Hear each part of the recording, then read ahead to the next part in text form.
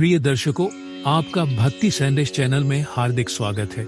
आज हम श्रीमद् भगवद गीता के 15वें अध्याय पुरुषोत्तम योग की ओर बढ़ रहे हैं।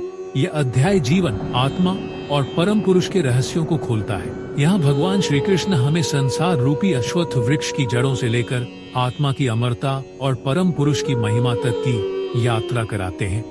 इस अध्याय की एक एक पंक्ति जीवन को समझने का अद्भुत दृष्टिकोण देती है। इसलिए अनुरोध है कि आप इस वीडियो को अंत तक जरूर देखें और कमेंट में अपनी अनुभूति साझा करें। अध्याय 15 पुरुषोत्तम योग। सारांश। यह अध्याय संसार रूपी अश्वत्थ वृक्ष का वर्णन करते हुए आरंभ होता है। भगवान बताते हैं कि यह संसार एक उल्टा वृक्ष है जिसकी जड़ें ब्रह्म ईश्वर में है और शाखाएं नीचे की ओर फैली है।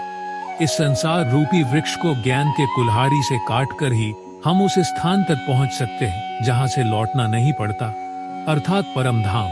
भगवान आत्मा की अमरता, उसकी यात्रा और उसके परम पुरुष के साथ संबंध की व्याख्या करते हैं। अंततः भगवान स्वयं को पुरुषोत्तम के रूप में प्रकट करते हैं, जो क्षणिक और अक्षम से परे हैं।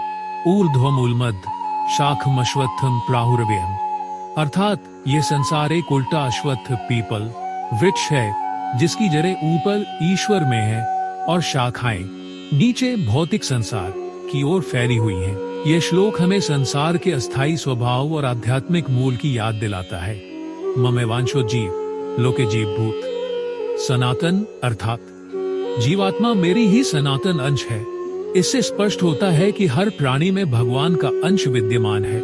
उत्क्रामंतन स्थितन वापि भुंजानन व गुणान्वितम, अर्थात अज्ञानी जन आत्मा की गति को नहीं समझते, लेकिन ज्ञानी इसे भली भांति जानते हैं। जीवन मरण का रहस्य केवल योगी और ज्ञानी ही समझ पाते हैं।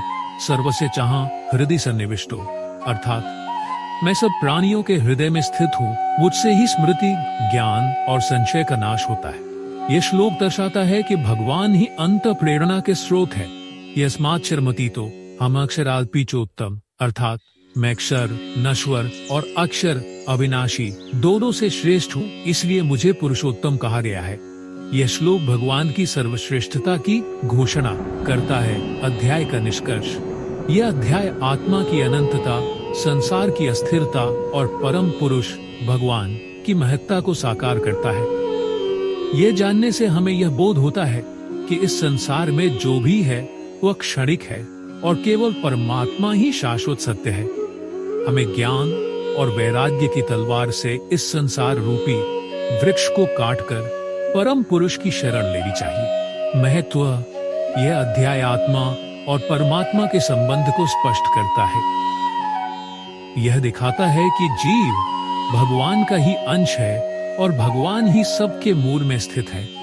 यह अध्याय भक्ति, ज्ञान और वैराग्य के संतुलन का अद्भुत उदाहरण है। प्रिय साथियों, अगर आपको यह ज्ञानप्रद यात्रा रुचिकर और प्रेरणादायक लगी हो तो इस वीडियो को लाइक करें, शेयर करें और हमारे चैनल भक्ति संदेश को सब्सक्राइब जरूर करें। कृपया अपने विचार कमेंट सेक्शन में लिखें। आपका हर विचार हमारे लिए प्रेरणा का स्रोत है। अगले अध्याय 16 में हम जानेंगे दैवी और आसुरी प्रवृत्तियों का रहस्य। तो जुड़े रहें हमारे साथ और आत्मज्ञान की इस यात्रा में श्री कृष्ण की वाणी को आत्मसात करें। प्रिय दर्शकों, आपके सहयोग, स्नेह और समय के लिए हम हृदय से आभार प्रकट करते हैं। आप ही हमारे इस भक्ति संदेश परिवार की शक्ति है। कृपया ऐसे ही जुड़े रहें। अपने विचार कमेंट में साझा करें, वीडियो को लाइक करें, अपनों के साथ शेयर करें और चैनल को सब्सक्राइब करना न भूलें। आपका समर्थन ही हमारे उत्साह का आधार है। धन्यवाद। जय श्री कृष्ण, जय भक्ति, जय सनातन धर्म।